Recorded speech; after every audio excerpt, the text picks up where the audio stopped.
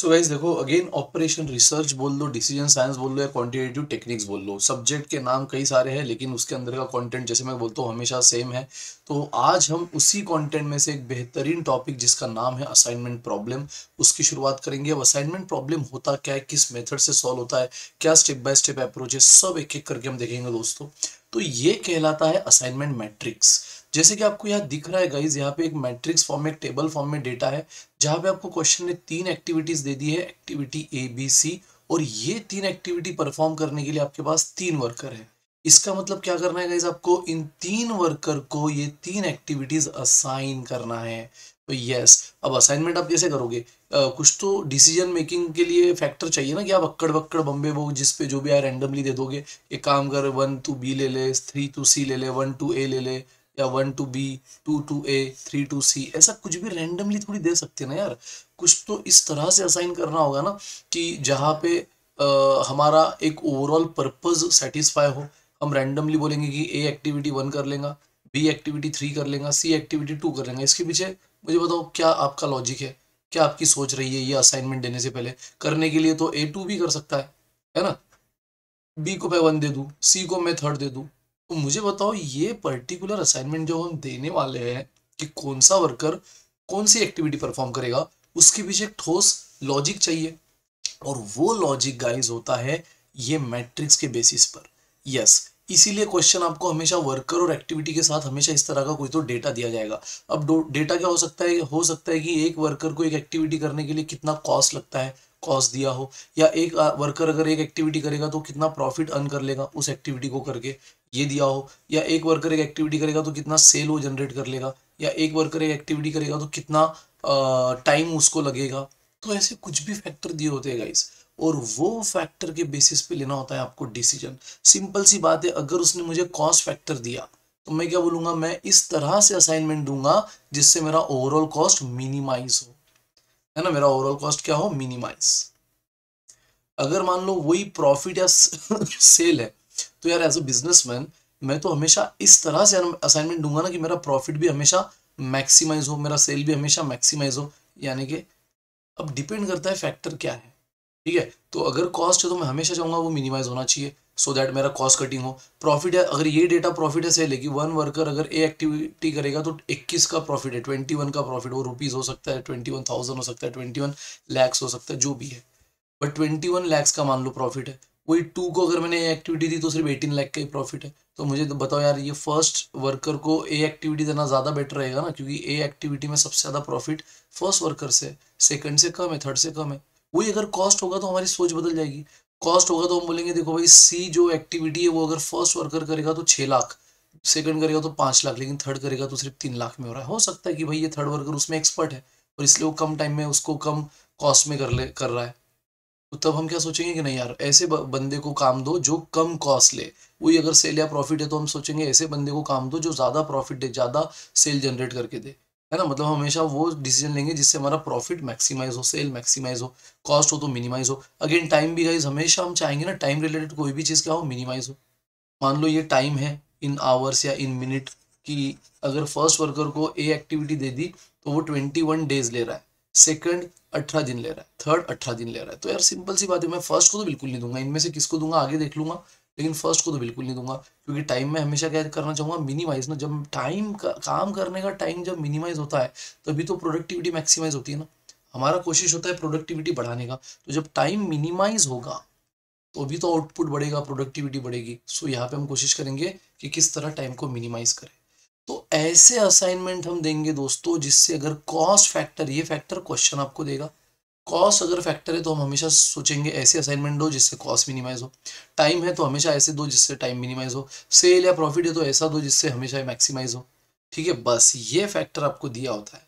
तो खत्म गाइज, 100 बात की एक बात, जब भी इस तरह से असाइनमेंट मैट्रिक्स आएगा आपको असाइनमेंट प्रॉब्लम वाला ट्रिक यूज करना पड़ेगा। अब ट्रिक क्या है? कोई ट्रिक नहीं, एक साइंटिफिक मेथड है दोस्तों जिसका नाम है हंगेरियन मेथड। इकलौती बेस्ट मेथड है जिससे आप असाइनमेंट के सारे क्वेश्चन सॉल्व कर सकते हो, जिसका नाम है हंगेरियन मेथड। और ये हंगेरियन मेथड बस देखती है कि इन फैक्टर को यूज करते हुए कैसे मैं बेस्ट असाइनमेंट दूं, इन फैक्टर को यूज करते हुए किस तरह से मैं बेस्ट असाइनमेंट दूं जिससे मेरा पर्पस सॉल्व हो। ठीक है, तो चलो अब बात करेंगे। ये तो आपको समझ गया कि बेसिकली ये होता क्या है। ये असाइनमेंट मैट्रिक्स होता है। यहाँ पे आपको नंबर ऑफ वर्कर दिए जाते हैं, नंबर ऑफ एक्टिविटी मैंने तीन तीन बोला है। हो सकता है 4 वर्कर 4 एक्टिविटी दे रहे, 5 वर्कर 5 एक्टिविटी दे रहे। ठीक है, तो सबसे पहले तो आपको, और साथ ही में फैक्टर दिया रहे जो कुछ भी हो सकता है, कॉस्ट, प्रॉफिट, सेल, टाइम, कुछ भी हो सकता है। और ये देकर आपको डिसाइड करना होता है कि कौन सा वर्कर कौन सी एक्टिविटी को, कौन से जॉब को करेगा, और ये निकालने की मेथड है हंगेरियन मेथड। तो डायरेक्ट बात करते हैं हंगेरियन मेथड की, कि हंगेरियन मेथड होता क्या है दोस्तों।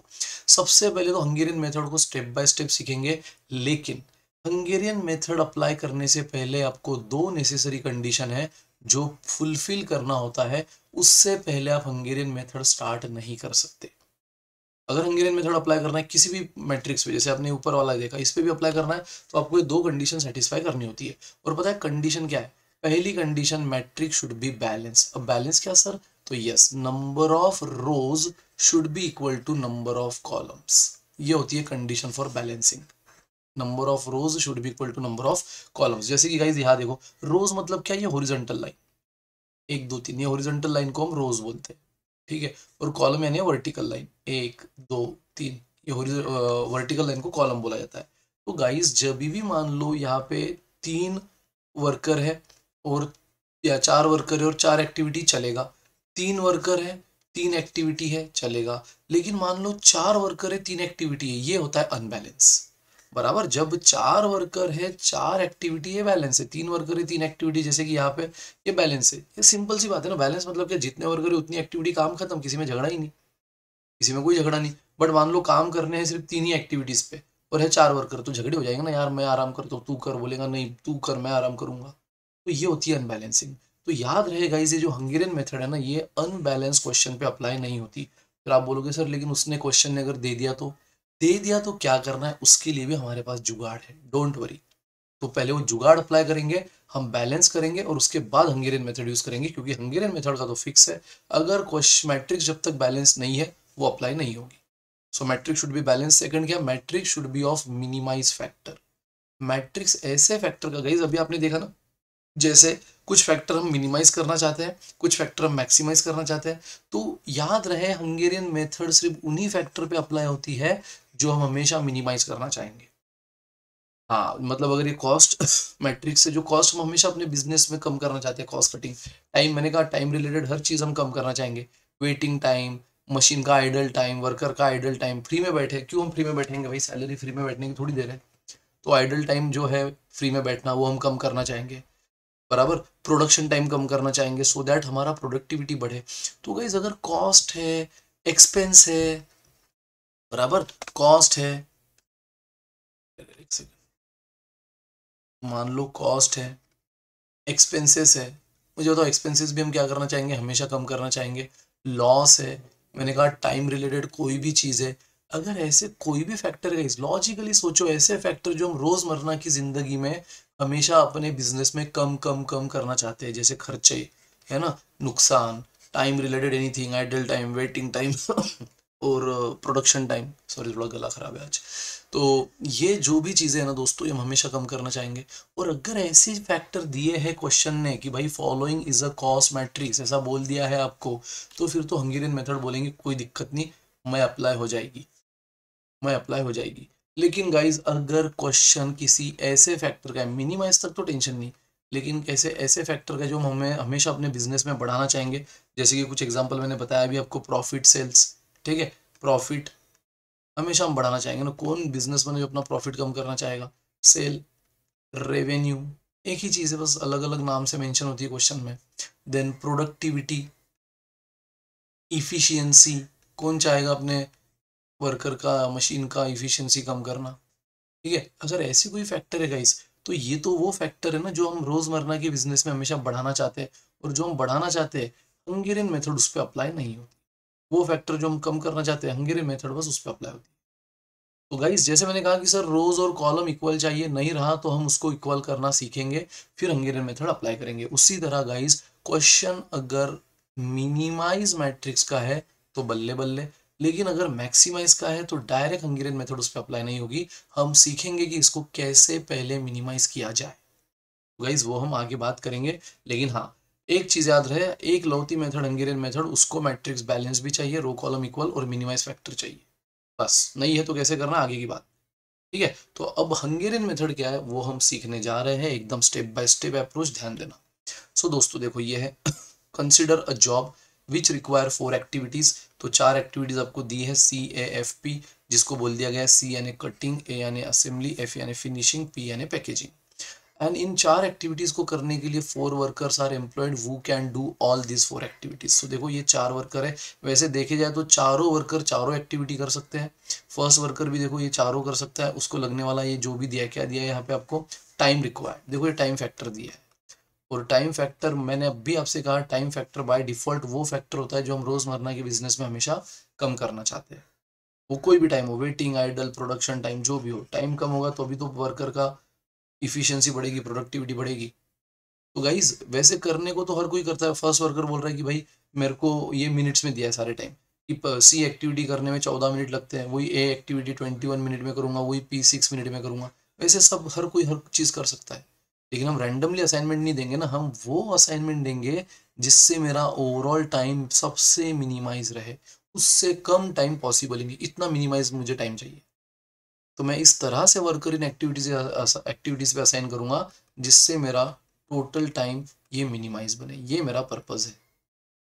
ठीक है, सो आपको बोल दिया गया 4 वर्कर है, 4 एक्टिविटीज है, time required for each of them in minutes is given as follow.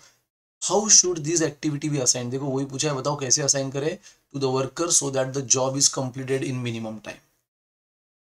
तो कम से कम टाइम में आपका जॉब कंप्लीट होना है, उस तरीके से आपको असाइनमेंट करनी है, कम से कम टाइम में। सो टाइम मिनिमाइज करना है आपका पर्पज है। और चलो अब आपको मालूम है इसको सॉल्व करने की इकलौती मेथड है हंगेरियन मेथड, बट वो करने से पहले 2 कंडीशन चेक करो, क्या मैट्रिक्स बैलेंस है। तो देखो रोज और कॉलम्स इक्वल है, मतलब नंबर ऑफ एक्टिविटीज। और देखो अब ऐसा जरूरी नहीं कि एक्टिविटी हमेशा रो वाइज दिया जाएगा और वर्कर हमेशा कॉलम वाइज, उल्टा भी हो सकता है, वर्कर ऐसे दे दिया जाए, एक्टिविटी ऐसी दे जाए, उससे फर्क नहीं पड़ेगा, है ना, वो इरिलेवेंट चीज है, वो कैसे भी दो वो उसका मर्जी। तो नंबर ऑफ रोज है 4, नंबर ऑफ कॉलम है 4, नंबर ऑफ एक्टिविटीज है 4, नंबर ऑफ वर्कर है 4, और अगर ये मैच हो रहा है तो हम बोल देंगे सो मैट्रिक्स इज बैलेंस्ड। क्या बोल देंगे, मैट्रिक्स बैलेंस है, मैट्रिक्स इज बैलेंस्ड। अच्छा, अगर दूसरी कंडीशन कि ऐसा कोई फैक्टर जो हम हमेशा कम करना चाह रहे हैं, तो yes, time by default minimise factor है, तब तक तो दिक्कत नहीं है। अगर इसमें से एक भी कंडीशन बिगड़ती तो मैं डायरेक्ट हंगेरियन मेथड यूज नहीं कर रहा होता, मैं पहले उनको सुधार रहा होता। तो यहाँ तो यार मैट्रिक्स बैलेंस भी है, मैट्रिक्स मिनिमाइज फैक्टर का भी है, तो अब हम बाय डिफॉल्ट बोल सकते हैं बाय यूजिंग हंगेरियन मेथड। अब हंगेरियन मेथड की स्टेप बाय स्टेप प्रोसेस देखो गाइस क्या है। सबसे पहला ऑपरेशन हम हंगेरियन मेथड में करते हैं रो ऑपरेशन, या रो रिडक्शन भी बोल सकते हो, अब इसको कुछ भी बोलो, कोई फर्क नहीं पड़ेगा। Row operation is the first operation. इसमें क्या करना होता है, अगेन अब मैट्रिक्स का स्ट्रक्चर एज इट इज रखो, ये एक्टिविटी वर्कर बार बार लिखने की जरूरत नहीं है, बस CAFP row wise 1 2 3 4 column wise. और जैसे कि नाम है रो ऑपरेशन, तो गाइस जैसा नाम है वैसे खेलो। यहाँ पे हर रो का सॉरी, हर रो का सबसे मिनिमम एलिमेंट दो रो वाइज, क्योंकि नाम ही रो ऑपरेशन। तो हर रो का, जैसे ये रही फर्स्ट रो, इसका सबसे मिनिमम एलिमेंट लो और वो उसमें से माइनस करो। वो जो है वो उस रो के सारे एलिमेंट में से माइनस करो। जैसे फर्स्ट रो में गाइस रो वाइज करना है, एक एक हर रो में करेंगे। पहली रो में सबसे मिनिमम कौन है, 12, 12 माइनस कर दो फर्स्ट रो के सारे एलिमेंट में से, 14 माइनस 12, जो सबसे छोटा है वो उठाओ उस रो में और सिर्फ उस रो के एलिमेंट में से माइनस करो। 12 minus 14 minus 12 2, 12 minus 12 0, 15 minus 12 3, 15 minus 12 3, same with other rows. Guys second row में सबसे मिनिमम कौन है, 18। सर अब ये 18 ले या ये 18 ले, क्या फर्क पड़ता है भाई, हमें वैल्यू से मतलब। तो सबसे मिनिमम 18 है, 18 माइनस कर दो, 21 minus 18 3, 18 minus 18, 18 minus 18 and 4, 22 minus 18। Now guys इसमें भी सबसे मिनिमम कौन है, 12। तो 14 माइनस 17 में से माइनस 12 माइनस 12 तो 0 ही होगा, एंड 14 माइनस 12 2, एंड लास्ट में सबसे मिनिमम है गाइज 3। तो 6 minus 3, 5 minus 3, 3 minus 3 and 6 minus 3, sorry 6 minus 3 is 3। ठीक है, सो गाइस ये हुआ पहला ऑपरेशन। जैसे आपको दिख गया कि मैट्रिक्स बैलेंस भी है, मैट्रिक्स मिनिमाइज भी है, हंगेरियन मेथड आपने स्टार्ट कर दिया, तो पहला ऑपरेशन यही रहेगा। और दूसरा ऑपरेशन कॉलम रिडक्शन या कॉलम ऑपरेशन। Column operation. अब इसमें आप क्या करोगे गाइस, इसमें अगेन आप सेम चीज करोगे लेकिन कॉलम वाइज। लेकिन अब इस मैट्रिक्स पे नहीं, ये मैट्रिक्स से आपने रो रिडक्शन ऑपरेशन कर लिया, रो ऑपरेशन कर लिया। अब आपको अगला ऑपरेशन जो भी करना है वो इस मैट्रिक्स पे करना है। रो ऑपरेशन के बाद जो मैट्रिक्स आपको मिला है उस पे करना है। तो गाइज अब मुझे बताओ, और नाम से तो समझ ही गया होगा, जो चीज अभी हमने क्वेश्चन मैट्रिक्स में वो जो बैलेंस था, मिनिमाइज था, उसमें हर रो वाइज किया, हर रो का मिनिमम उठाया और उस पर्टिकुलर रो के सारे एलिमेंट में से माइनस किया। सेम गाइज यहाँ पे हमें हर कॉलम का मिनिमाइज उठाना है, हर कॉलम का। नाम ही है कॉलम ऑपरेशन, लेकिन इस क्वेश्चन इस मैट्रिक्स पे नहीं, इसके बाद जो बना है रो ऑपरेशन के बाद उस पर। तो फर्स्ट कॉलम में सबसे मिनिमम कौन है, 2, 2 माइनस कर दो उस सिर्फ उस कॉलम में से, 2 माइनस 2 0, 3 माइनस 2 2 माइनस 2 3 माइनस 2। अब सेकंड में सबसे मिनिमम कौन है, जीरो ही है गाइस। तो जीरो अगर है तो जीरो माइनस करने से कोई फर्क नहीं पड़ेगा। जीरो अगर माइनस कर दूं जीरो में से, 5 में से, 2 में से, तो एज इट इज मिलेगा। थर्ड में सबसे मिनिमम कौन है, जीरो, तो जीरो माइनस कर दो सब में से। एंड फोर्थ में सबसे मिनिमम कौन है, 2, तो 2 माइनस कर दो, 3 माइनस 2 1, 4 माइनस 2 2 माइनस 2 3 माइनस 2। चमका गाइस। तो ये मिल गया है आपको कॉलम ऑपरेशन के बाद वाला मैट्रिक्स। अब आपको क्या करना है, आपको नंबर ऑफ जितने भी कॉलम ऑपरेशन के बाद वाली जो स्टेप है ना गाइस, जिसको हम बोलेंगे टेस्ट फॉर ऑप्टिमिलिटी, तीसरी स्टेप बहुत इंपॉर्टेंट है। ये स्टेप डिसाइड करेगी आगे का आप करेक्ट कर रहे हो रॉन्ग। यहाँ पे बहुत आप शिद्दत से करो और 1 मिनट थॉट देके करो। ये स्टेप पता है क्या है, आपको जितने भी जीरो है सबको कट करना है, सबको कवर करना है using minimum number of lines. सारे जीरोस को कट करना है लेकिन कम से कम लाइन में, इस वर्ड पे फोकस करो, minimum number of lines. Try to cover each and every zero using minimum number of lines. और कवर कैसे करोगे, एक तो पूरी पूरी रो काट कर या पूरी पूरी कॉलम काट कर। डायगोनल काट नहीं सकते, आधी अधूरी रो कॉलम काट नहीं सकते। कटेगी तो पूरी रो, कटेगा तो पूरा कॉलम, या फिर रो कॉलम दोनों भी चलेगा। किसी ने पूरी रो काट दी, किसी ने पूरे कॉलम काट दिए, किसी ने कुछ रो कुछ कॉलम काटी, कोई फर्क नहीं पड़ेगा। बस मैटर करता है कि आपको नंबर ऑफ लाइंस कितनी लगी, क्योंकि आपको ये देखना है। टेस्ट फॉर ऑप्टिमिलिटी में आपको चेक करना होता है नंबर ऑफ लाइंस जिसमें आपने सारे जीरो कट कर दिए, और नंबर ऑफ रोज या कॉलम्स, है ना, रोज या कॉलम्स। अब देखो मैंने पहले ही बोला है रोज और कॉलम इक्वल ही है। आप रोज बोलो तो भी 4 रहेंगे, कॉलम बोलो तो भी 4 रहेंगे। ये बैलेंस है ना, बैलेंस है। बैलेंस करने के बाद ही तो हम उसको शुरू करते हैं। तो रोज बोलो या कॉलम बोलो चलता है, इसलिए रो और कॉलम है ये, रो और कॉलम तो 4 ही है वो तो गाइस नंबर ऑफ रोज या कॉलम तो 4 है। दोनों को ऐड मत कर देना, 4 + 4 8, दोनों में से कोई भी एक लेना होता है, तो 4 है। अब आपको सारे के सारे लाइन भी कट कर, जीरो भी कट करना है, लेकिन कम से कम लाइन में, और वो लाइन काउंट करनी है। अच्छा आप बोलोगे सर हमें इक्वल करना है ना, तो हम इक्वल 4 में कट कर देंगे, लेकिन नहीं गाइस, मैंने आपको पहले ही सूचित कर दिया है, इन्फॉर्म कर दिया है, आपकी कोशिश रहनी चाहिए मिनिमम नंबर ऑफ लाइन। ये बात बहुत अच्छी से समझो। मतलब मान लो मैंने सारे जीरो कवर कर लिए 4 लाइन में, लेकिन किसी एक स्टूडेंट को 3 लाइन लगी, तो मैं गलत, यहाँ से मुझे मार्क नहीं मिलेंगे। यहाँ तक जितना बड़प्पन रखकर उस एग्जामिनर को देना है दे देगा, यहाँ से आगे मार्क मुझे नहीं देगा। अगर स्टेप मार्किंग एग्जाम है तो, ऑब्जेक्टिव एग्जाम है तो फिर तो भूल जाओ। तो गाइज अगर मान लो मेरे 3 लाइन में कट हुए और उसको किसी को 2 ही लगे, तो फिर ये 3 लाइन वाला गलत, क्योंकि मेरा कोशिश ही क्या है, कम से कम लाइन में सारे जीरो कट करना है। तो वो बंदा जिसको सबसे कम लाइन लगेगी वो जीता। ठीक है, वो जीता, वो जीता इन द सेंस वो करेक्ट है, बाकी तो सब वही ढेर हो गए। अच्छा मान लो मुझे भी 3 लाइन लगी, जहां पे मैंने 2 कॉलम और 1 रो को कट किया, किसी और को और 3 लाइन लगी जिसने तीनों के तीनों रोज को कट किया, किसी और को और 3 लाइन लगी जिसने 2 रो और 1 कॉलम को कट किया, किसी ने 3 लाइन में तीनों के तीनों कॉलम को कट किया, फर्क नहीं पड़ेगा, ये चारों स्टूडेंट करेक्ट है, क्योंकि हर एक को 3 लाइन लगी है। तरीका मैटर नहीं करता, कितने लाइंस में आपने कट किया ये मैटर करता है, किस तरीके से किया मैटर नहीं करता। बराबर मैंने कहा ना, अगर मेरे को 3 लाइन लगी और किसी और को 4 लगी हो, 4 वाली तो ढेर गलत, लेकिन किसी और को 2 लग गया और जेन्युइनली, और तो फिर मैं गलत। वाकई में 2 लाइन में सारे जीरो कट हो रहे हैं तो फिर मैं गलत। ठीक है गाइस, कम से कम लाइन में कट करना है। हाँ, एक बार कम से कम लाइन आपने पकड़ ली, उसके बाद फिर वो कैसे कट किया फर्क नहीं पड़ता। किसी ने 2 कॉलम 1 रो करने दो, किसी ने 2 रो 1 कॉलम करने दो, किसी ने तीनों की तीनों रो करने दो, किसी ने तीनों की तीनों कॉलम करने दो। तो गाइस बस, और मैंने ये भी बोला है कि लाइन कट आप कैसे करोगे, एक तो पूरी पूरी रो या पूरा पूरा कॉलम। ठीक है, डायगोनल नहीं। तो गाइस देखो, मुझे लग रहा है कि यार ये देखो 2 जीरो मुझे कहीं ना कहीं यहाँ दिख रहे हैं, इसको कट कर देता हूँ। ये 3 जीरो, और सर इसकी कोई स्टार्ट प्रोसेस है कि हमेशा पहले रो ही कट करना होता है या पहले कॉलम से ही कट करना शुरू करना पड़ता है? नहीं गाइस, कोई भी प्रोसेस नहीं है। मैंने कहा ना, कैसे भी करो, बस ये स्टेप पे 1 मिनट सोचने की आदत डालो कि भाई मैंने अभी जैसे कट किया, मुझे 3 लाइन लगी, कोई और तरीका है जिससे 2 लाइन लग सके? बस ये सोचते रहो। हाँ, कोई और तरीका जिससे और 3 लग रही है तो फर्क नहीं पड़ता, आप कैसे भी ले लो। ठीक है, कोई और तरीका जिससे 4 लग रही है उसको तो देखना भी नहीं है, वो तो गलत है। अगर मेरा ऑलरेडी 3 में कट हो गया है और किसी और तरीके से 3 लग रही है तो कोई फर्क नहीं पड़ता, आप यही लेके चलो, क्योंकि तरीका मैटर नहीं करता। लेकिन कोई और तरीके से 2 लग रही है तो फिर इसको भूल जाओ, इससे जाओ। ठीक है, तो यहाँ पे गाइस कैसे भी शुरू करो और एक ही बैक ऑफ द माइंड चलने दो कि मुझे बार बार सोचना है, अलग अलग तरीके से, अलग अलग पॉसिबिलिटी ट्राई करके कि कम से कम लाइन में मेरे सारे जीरो कट होना चाहिए। जिस भी नंबर ऑफ लाइन मेरे को लगी क्या उससे मैं और कम कर सकता हूँ, यही थॉट देते रहना है।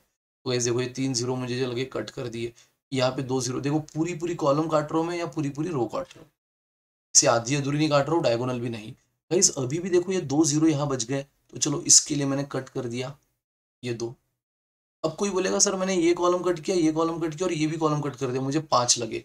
लेकिन देखना, मेरे 4 में हो गए ना, मेरे 4 में हो गए, तो 5 तो तेरे को लगना ही नहीं चाहिए, और लगे तो तू गलत है। यहाँ से मैंने पहले ही कहा, अगर ज्यादा लग रहे तो गलत है। यार कॉमन सेंस भी, एट एक्सट्रीम केस अगर आप चारों की चारों रो भी कट कर दो तो 4 में सभी कट हो जाएंगे, पूरा मैट्रिक्स ही कट हो जाएगा। चारों की चारों कॉलम भी कट कर दो तो 4 में सभी हो जाएंगे, तो 5 तो किसी को लगना नहीं चाहिए। मैंने जो तरीका सॉरी यूज किया उसमें 4 लगे, लेकिन और सोचो कोई दूसरा तरीका है जिसमें 3 लग सके।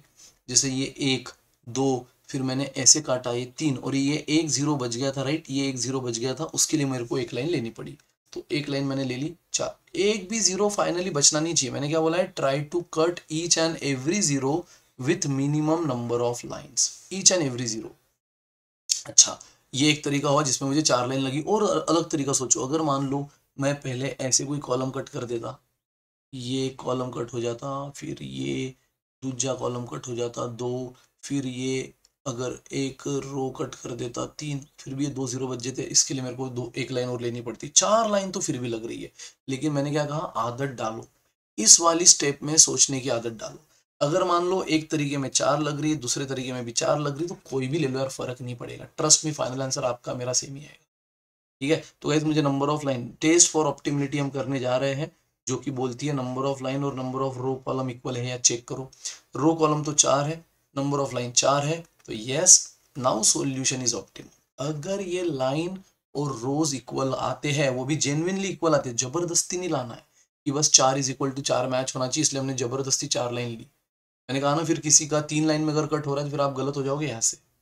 तो आपने जेन्युइनली ट्राई करके सारे जीरो कट किए, वो भी हर तरीके से सोचा और कम से कम लाइन में कट किए, और उसके बावजूद आपको 4 लाइन लगी और रोज भी 4 है, तो अब आप बोल सकते हो सॉल्यूशन ऑप्टिमम। और अगर सॉल्यूशन ऑप्टिमम है तो अब आप अपने लास्ट स्टेप पे जंप ले सकते हो गाइस, जो कि है असाइनमेंट स्टेप।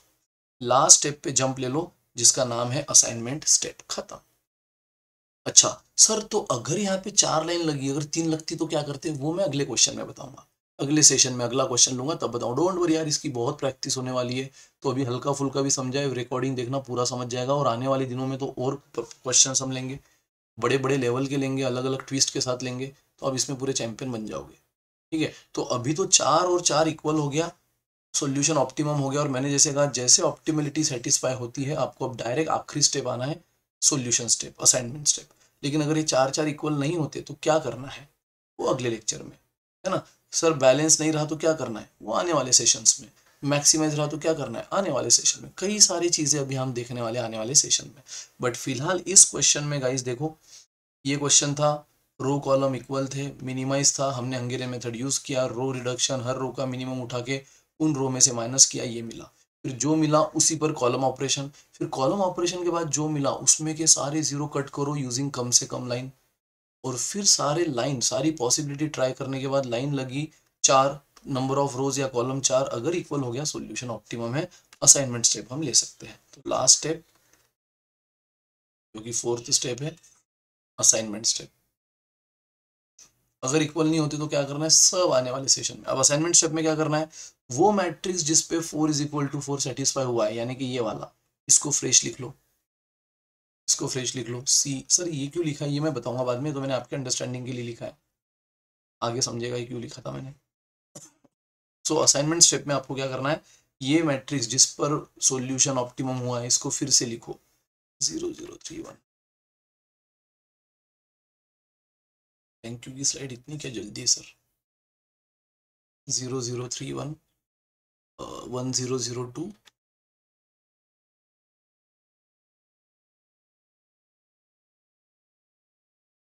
0500